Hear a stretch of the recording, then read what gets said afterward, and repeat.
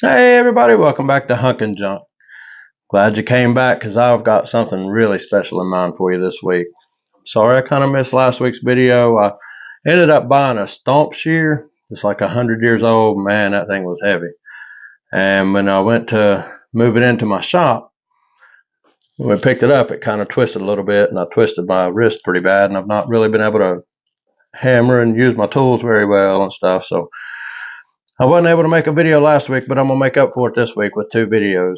The first video is going to be wrapping up my CorCor build, and the second video is going to be the build that we had in the Hunk-N-Junk Builders group on Facebook. That video will be released Saturday night at 8 o'clock. And so make sure you stay tuned and watch out for that. And like, subscribe, share, follow, and I'll be right back with you.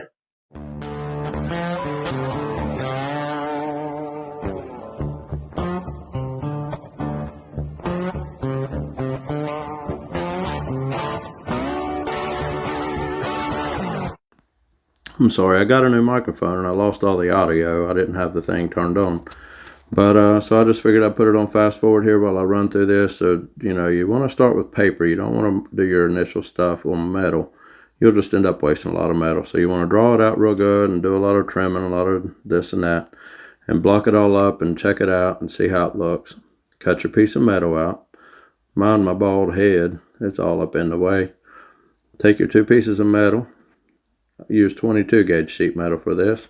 Trace out your template on one of your pieces, like so. Yeah, like that. Then you want to take your two pieces and put them together.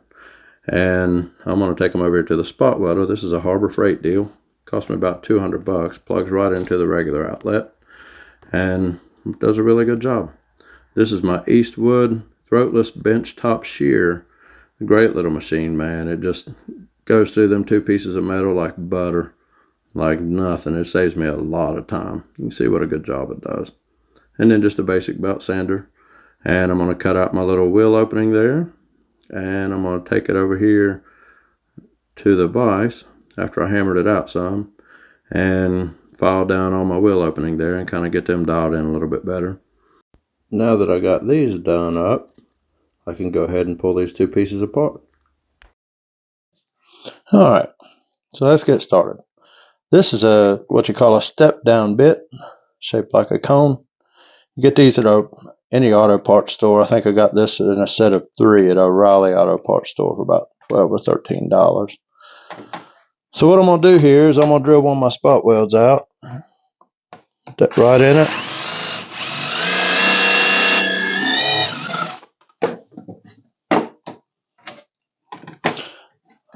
I don't want to go all the way through. That's why I use a step down bit.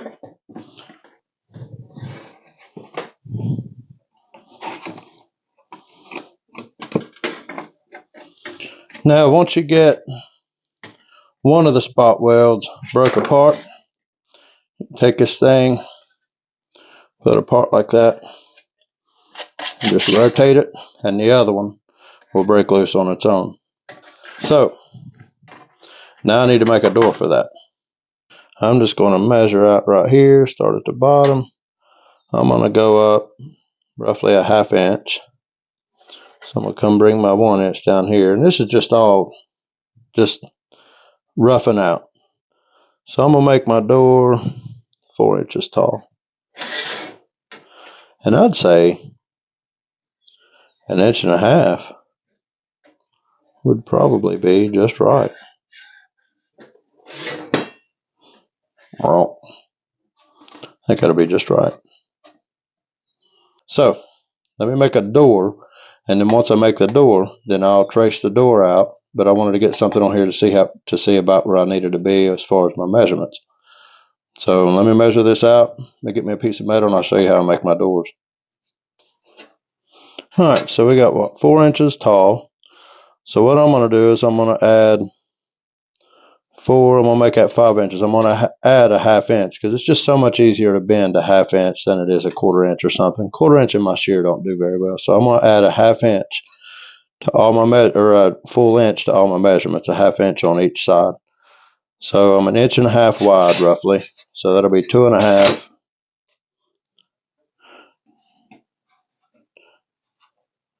wide with my 1 inch added to it because it's about 1.5 inches in here. And then this is going to be 4 inches, right? Yeah, roughly 4 inches. So I need to make my piece 5 inches. Okay, so I got my little piece here. It's 2.5 by 5. I had to thank a good buddy of mine up in Maine. He sent me some of these little sanding discs, and man, they are awesome. Awesome. And they work great on my cordless 90. But anyway, here we go.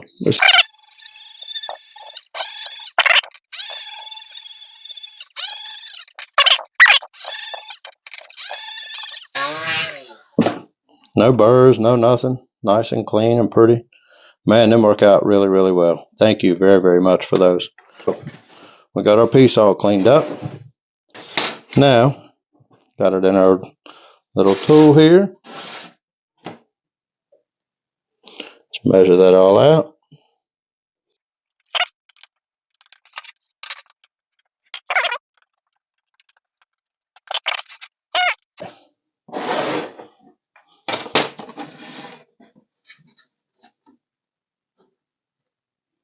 Sometimes when you clean them up beforehand, it makes it pretty difficult to see your marks. Cut out our corners.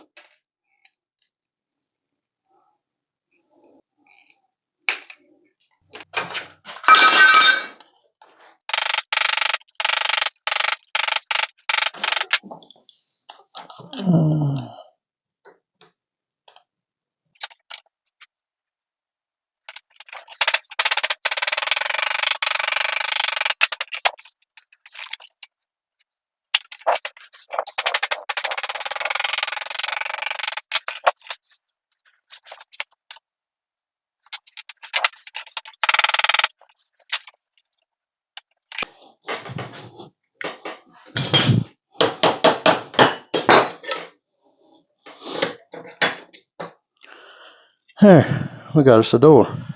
So the next thing I want to do here is, and I've showed you this a few times, but I've never had the opportunity to show you really, really good. So what I do is, I put my finger right up here against the tip of my marker, and then I'll rest it right there on the edge of that, right there on the top side of that metal where it's nice and flat. And I'll just come in here and go bloop straight down, and you get a nice straight line. See there? And with a little bit of practice, you can get it uniform all the way around. So, jilts and shears. I could probably use my other ones for this, but keep in mind, these are a couple of years old, so they don't work quite as good as a new set.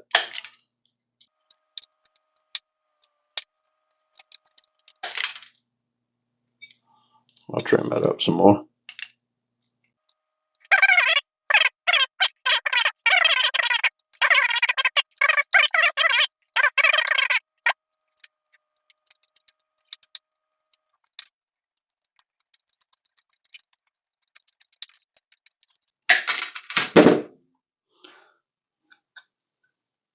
Not too shabby, huh?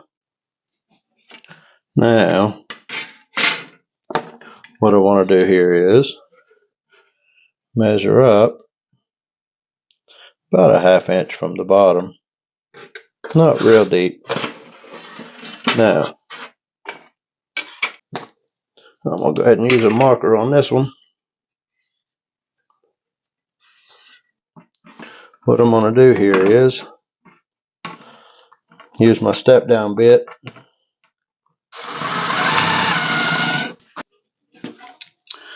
One of the hardest things I've ever learned on my own how to do was to cut holes out of interior of sheet metal. Dang if that ain't loose.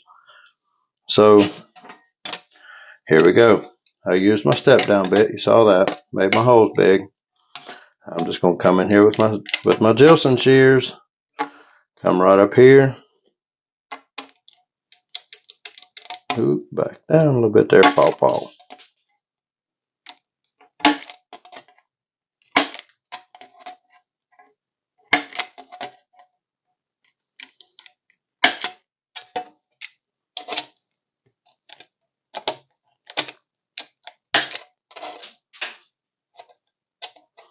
Let's see, I can dial the rest of it in with a file.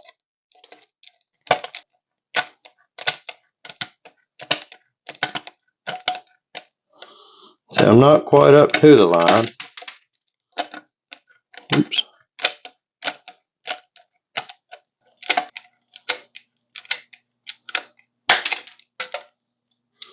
Voila. Now I'll clean the rest of this up with a file. Alright, I hope you guys can see this pretty good. This is just 4 little strips of sheet metal, 1/2 inch wide or so. And I've cut them down to a certain length. And I've trimmed off my corners because I don't want anybody to get cut on my stuff. So I'm going to come over here to my brake. That's what this is. When you bend it, you're braking. When you're cutting, you're shearing. So I'm going to put all them in here like this, like ducks in a row. Just like that.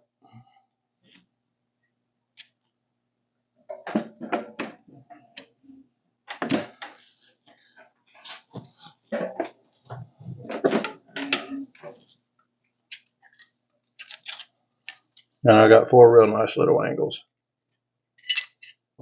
What I'm going to do is put my door in here like this. Should have hammered that a little bit more. We'll start at the bottom. Is there something under that? Yep. I thought I hammered that flat. So I want my door centered up in the hole good. Let me get these 2 put on in there. Alright, let's come in here with our spot welder here. Put one right there.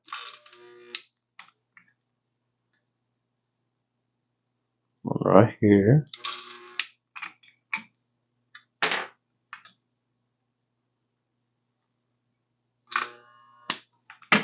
Now what we're left with is a problem with all these spot welds. You get up here where you can see them. See how ugly they are? Well, you can't leave that. Look at that. It's all boogered up. You can't leave those like that. You got to clean all that up. Alright, so there may be a little bit of camera shake here because I got my anvil sitting here on my workbench where I can get to it a little bit better. What you're going to need is a good punch and a good hammer and the grinder. This is a medium. The brown is coarse, the blue is fine. So I'm going to start off with a medium here and I'm just going to clean all this up. Get it down level from the top and then I can work from the bottom.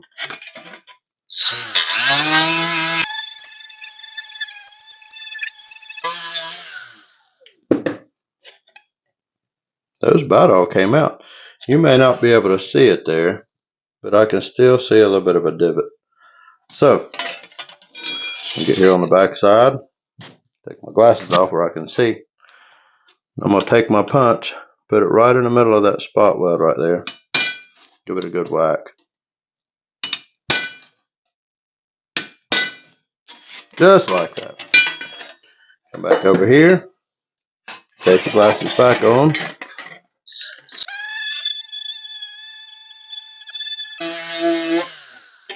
Now, I can't see it at all. Never knew there was a spot weld even there. I'm going to hit this one and this one and this one. I'm going to go on around. We got our door frame in and our door, and we got all this all cleaned up real nice and pretty. No divots. Can't even tell there's any spot welds there until you turn it over. You really can't clean these up on the inside. They're always going to look like that. But it's the outside that matters. That's what you see. So, here's my handy dandy fancy door. Handmade. Put that in there. See how that looks? Fits like a glove, don't it? It's going to open real nice. Ooh, where's my rim? Let's have a look. Y'all ready for this? Ooh, man, look at there. That's a Turner wheel, 1930s. So I figured it was suiting. All right. Now, what I'm going to do is put the door in. Now remember what I was saying. You don't want the door to come flying open at high speeds. So you don't want to put your hinge back here so that the front of the door is open. You want to make sure you're putting your hinge in the front of the front. So we got that in there. Have to pull it back here. I hope you guys can see. Hinge to the front, and just hold her in place. Hope for the best.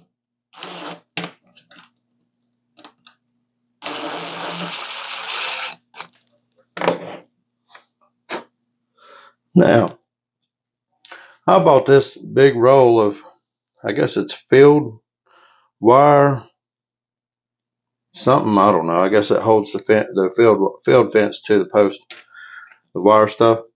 And it's really good and strong. I just peeled me off a little piece and cut it. I think that whole roll was like $6, and I've probably built 50 campers out of it so far. So you just run that down your hole like so. Yeah. Take your handy dandy pliers.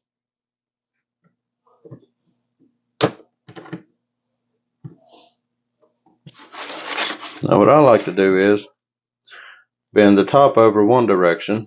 Since I bent the top this direction, I'm going to hold it down against that, like so. And I'm going to bend the bottom in the other direction. See what I'm saying?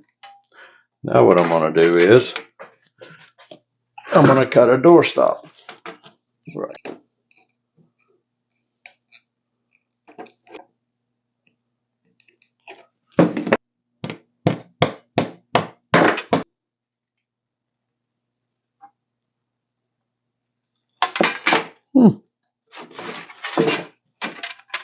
That'll be fine.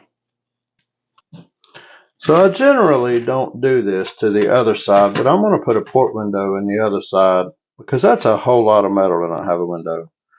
Most teardrops don't have windows on the driver's side that I've seen, but that's a big piece of metal. So what I'm going to do here is I'm just going to mirror the door best I can.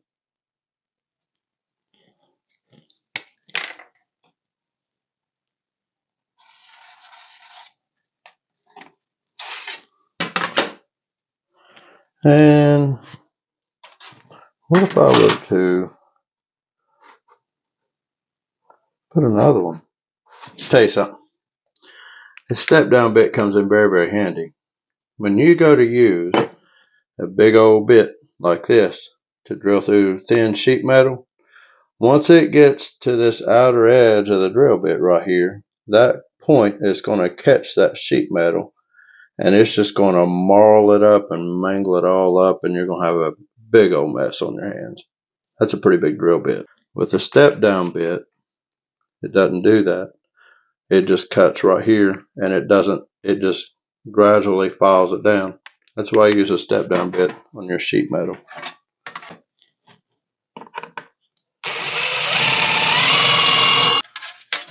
So my car measures about 7.5 inches wide. So I think what I'm going to do here is, I think I'm going to make my camper right at 6.5 inches wide. It'll be a little bit more narrow than the car, but it'll be aesthetically pleasing. It looks really good from where I'm standing. Oh, and by the way, I took 2 port windows. So this is what my sides look like. Yeah.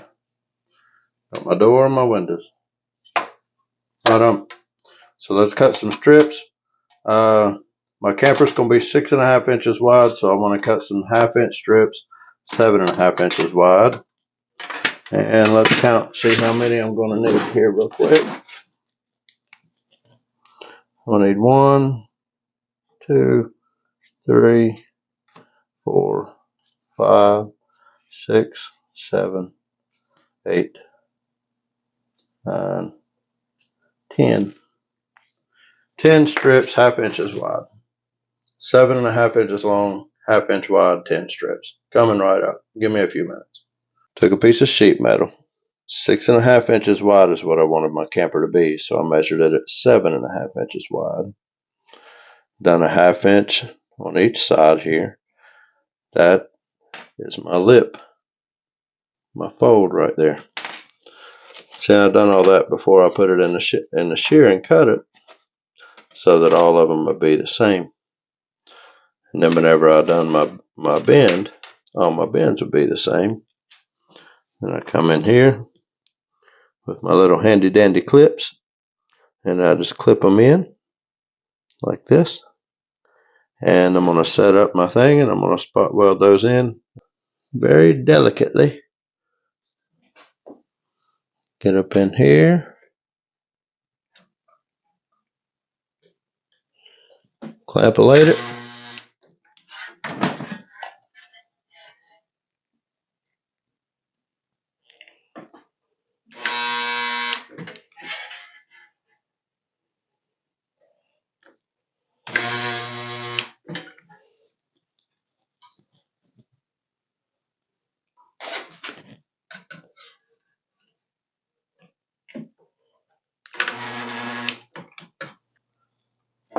Okay, so I got a bunch of my trusses welded in, and I just use a spot welder. You just see me do all that, but I just added a few more.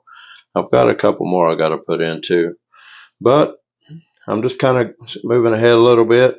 And you know, just like whenever I done the door frame, you end up with big old black spots, and they're just kind of little melted places in the metal that you got to fix. And I fixed this side. I like to kind of fix them as I go, so you know, get them real nice and pretty and everything. So I'm going to go ahead and put the rest of these trusses in, and show you what I got when I come back. Well, guys and girls, I think that's about all the time I'm going to have for this video today. So let me show you where we're at with it right now. I got all my braces welded in. And you know, most people who do metal work and who make things with sheet metal and this and that, they would use a MIG welder, preferably with gas, to weld all this together. I don't know how to weld with a MIG welder, but I do know how to use a spot welder, and every single one of you out there do too. So I use a spot welder. All the old toys back in the day, this one here and Tonka and Buddy-O, all of them are all spot welded together. That's my excuse. So let me show you what I got. I wish, now looking back, I wish I would have made my door bigger, but it opens, does what a door is supposed to do. Everything else is looking real good. All my spot welds are fixed. Got 2 windows on that side. So stay tuned for tomorrow, and I'll show you the rest. We'll make a top and we'll make a bottom, and we'll put it all together, make a tongue and the whole 9 yards, stamp it, sign it, and deliver it. Thank you guys for watching. I'm really glad you've been here, and can't wait to see you again.